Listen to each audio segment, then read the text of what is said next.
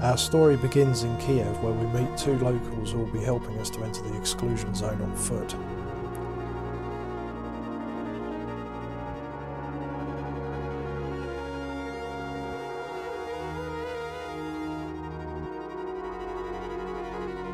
They drive us out beyond the city limits of Kiev. As the kilometres go by, our surroundings become more isolated.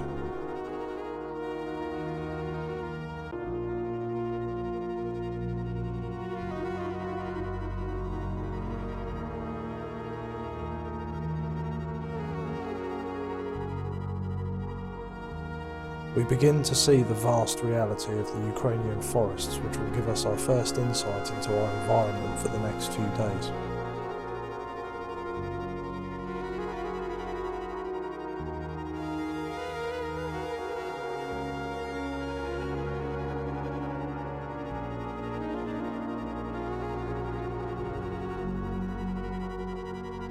After travelling north for almost 100 kilometres, we reach our drop-off point and begin our journey on foot.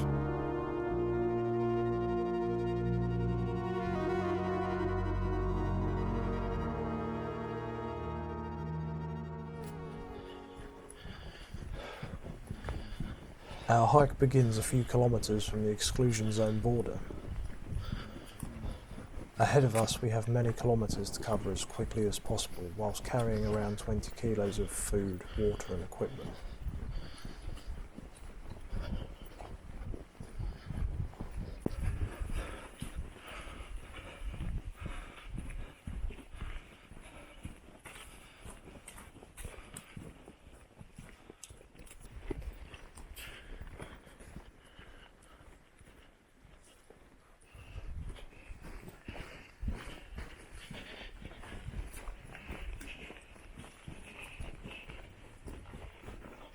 It's not long before we begin to see warning signs about the zone, and before we knew it we were walking alongside the original zone fencing. Once across the border we found that the paths were covered in a strange grey powder-like substance. Eventually we came to the river that we needed to cross in order to continue our journey. Stripping down to our boxers, we crossed the ice-cold water. Is that cold? A little bit.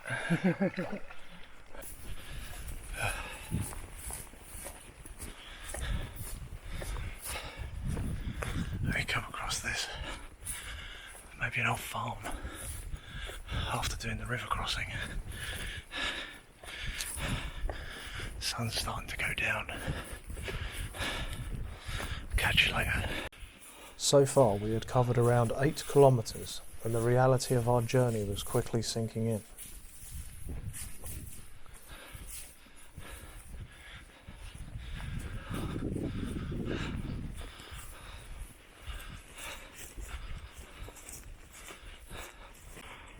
The deeper we travelled into the zone, the more abandoned structures we found. When people think of Chernobyl, they think of the people that have been evacuated from Pripyat. Until you see for yourself, you don't realise how many people lost their homes in the wider exclusion zone.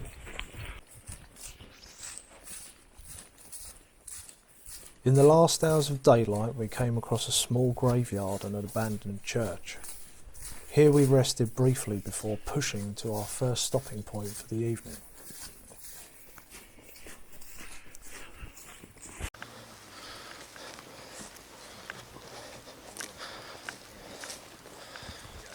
Just too dark to use the stabilised camera now, so as I mentioned before, when it gets really dark like this, the DSLR is all I've got that will pick up in such low light. But it looks as if this was once a church. I'll try and show you,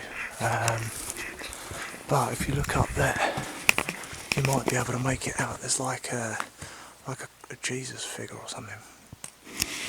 But anyway, we're on a break now, so time for some water and biscuits or something. We finished our 10-minute break and continued on. At this point we could only use red light to avoid detection.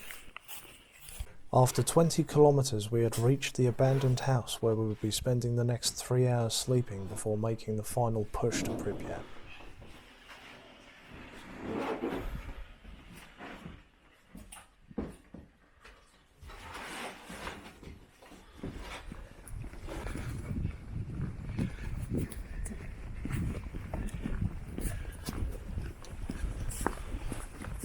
After 3 hours sleep, we packed up and headed back out on foot to reach the city of Pripyat at sunrise.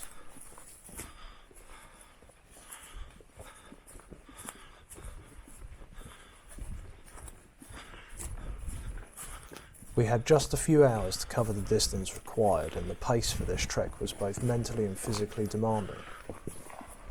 All three of us were beginning to feel the stress at this point.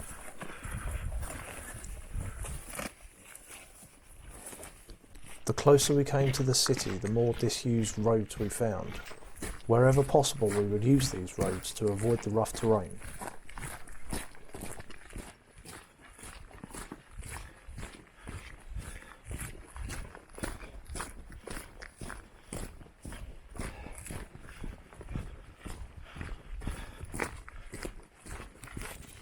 We knew we were getting close when we began to see the odd warning signs in the forest just a few feet from the path.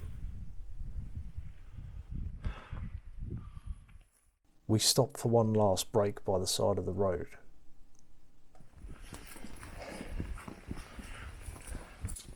As daylight began to break, we began to see signs of what was once civilization.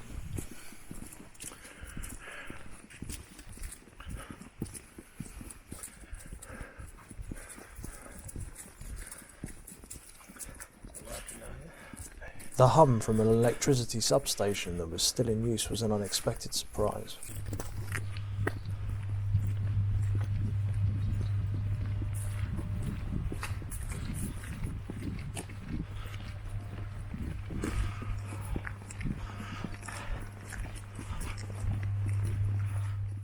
Eventually we began to see the outlines of tall buildings in the trees.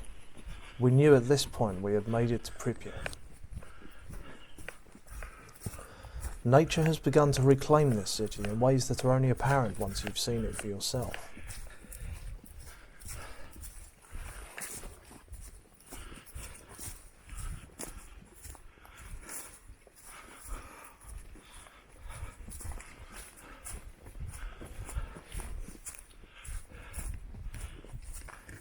Finally, we had reached the apartment block that we would be calling home for the foreseeable future.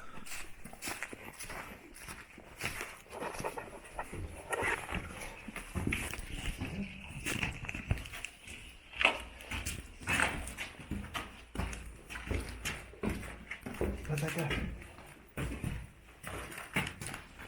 Where'd they go? Yeah. Oh.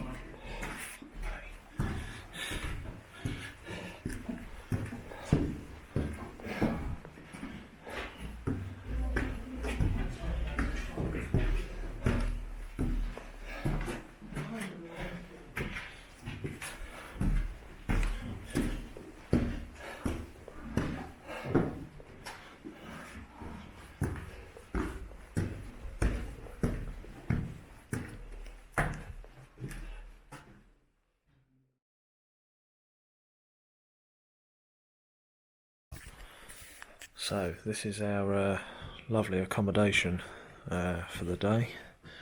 Nice little place. One of the Pripyat apartment blocks. Yeah, sleepless nights.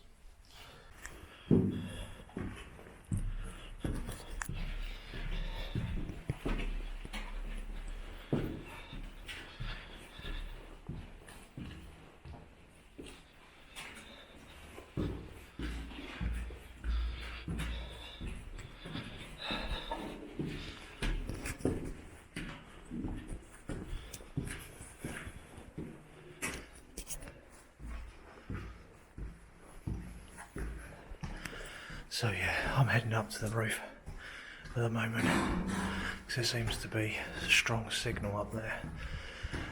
I'm hoping I can use Badger's phone is a hotspot to get some daily coverage, and obviously I can show you the view from out on top of the roof. One of the flats, or the block of flats in Pripyat. Here's the roof access.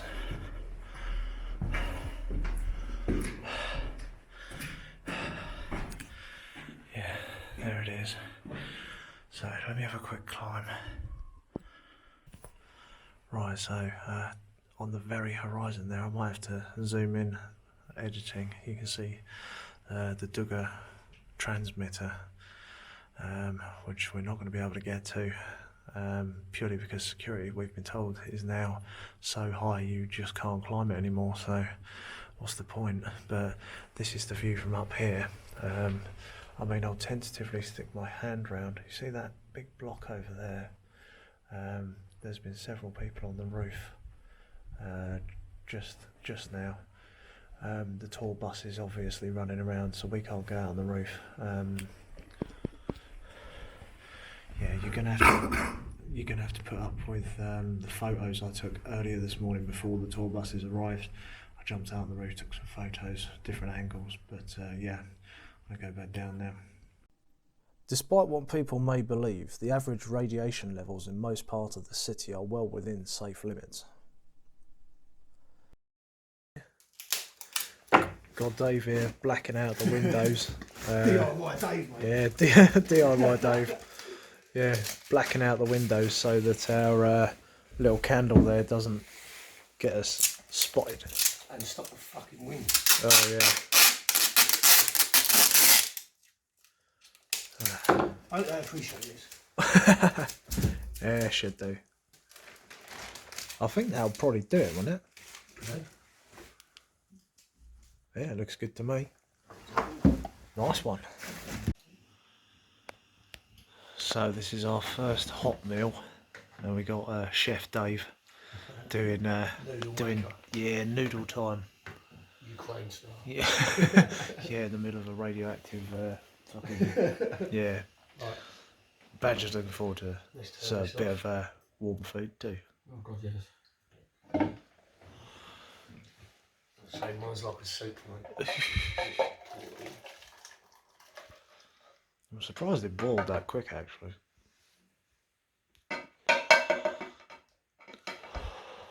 Right, guess it's my turn then.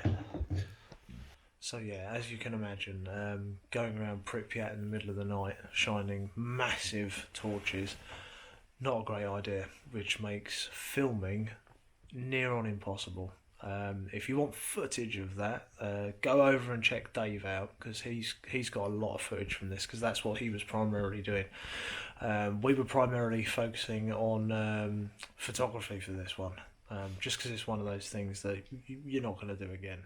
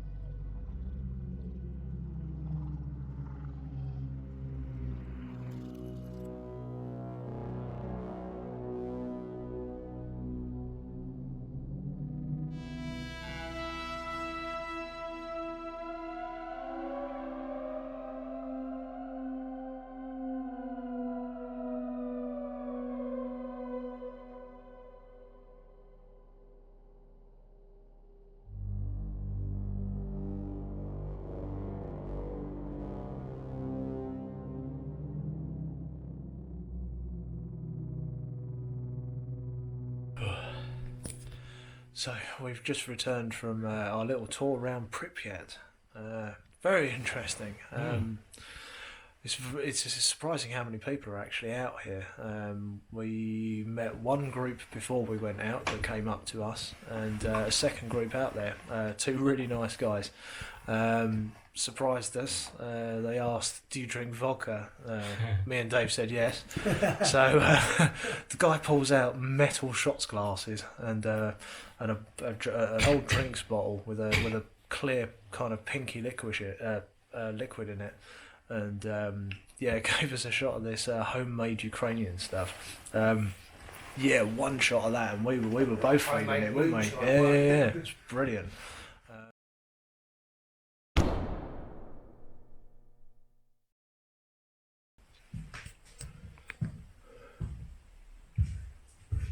You know what I mean? Then people went. And you heard a tour bus about 3-4 minutes later, fucking go. Tour bus, yeah. Yeah. Alright, fair play.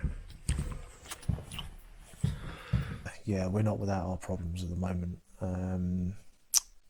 We're still supposed to be able to hike out of here, but doing the full 40-kilometre hike out, but a few problems there. We've all come to the agreement that we're probably going to adopt the emergency escape option to get taken out of the exclusion zone, purely because my ankle's ruined, Badger's ruined, Dave's shoulders and back ruined. All three of us have fucking nasty blisters. Walking's becoming an issue, but on top of that, water is an issue as well. We do not have enough. Between us we have enough water for one person to potentially do the hike, which is not viable. So we've opted to try and leave today. So we'll see how that goes.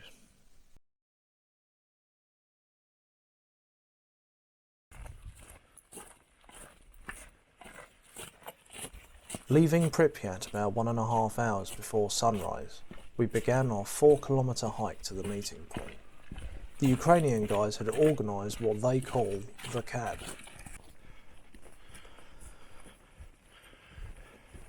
Walking closer and closer to the reactor building and consequently the main security forces, we dove off the road into some bushes to wait for the cab.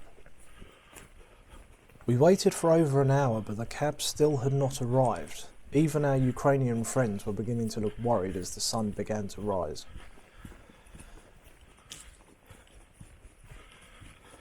But then, without warning, the Ukraine said, "Go, go, go, it's here."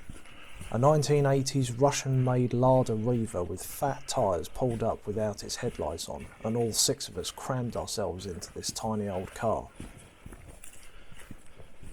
Being caught illegally on foot is one thing. Being caught driving in the zone is another question.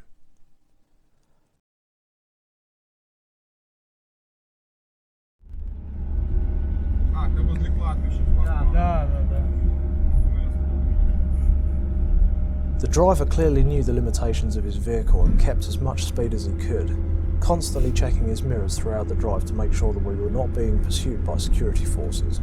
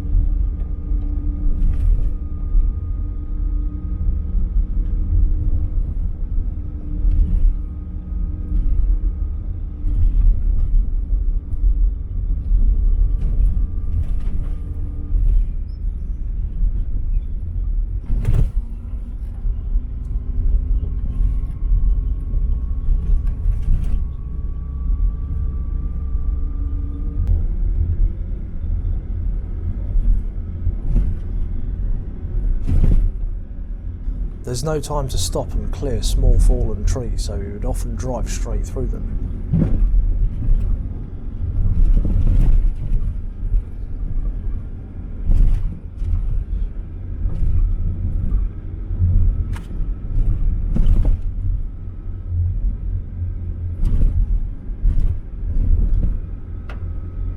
Along the journey we began to see familiar structures that we had walked past days earlier.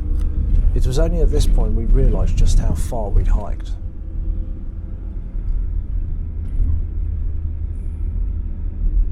That's what I was going to do. Actually, run out.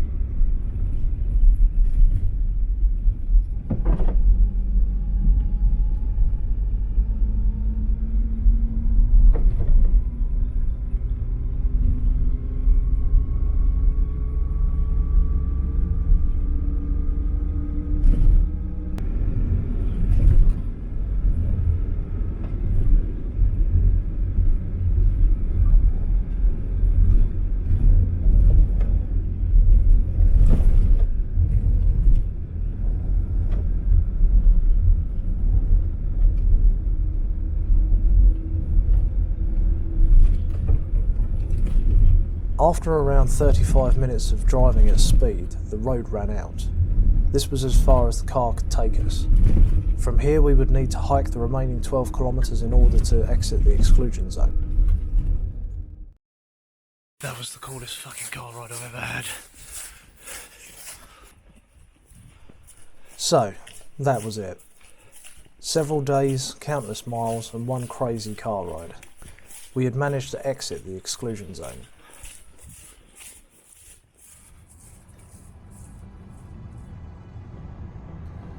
The long ride back to Kiev provided time for reflection. We thought about our time in the exclusion zone and regretted nothing. But if asked if we would do it again, hell no.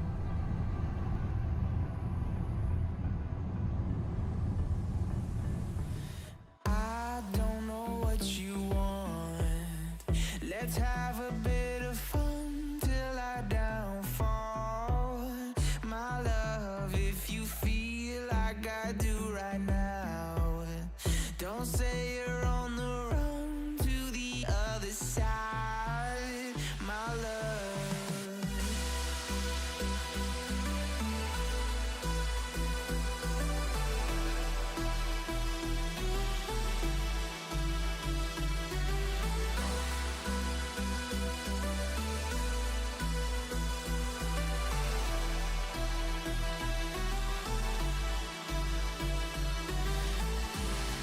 You say you wanna try, but you never do. Sugar, there's a reason why we lose. You say you wanna cry, but you never do. Sugar, there's a reason why we lose.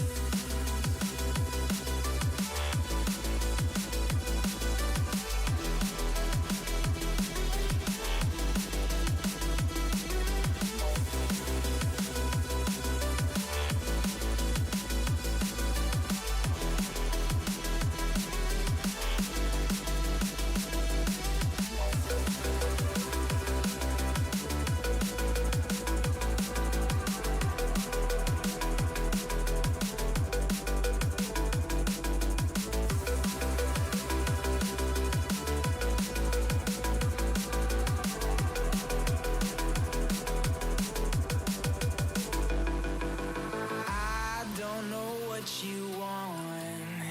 Let's have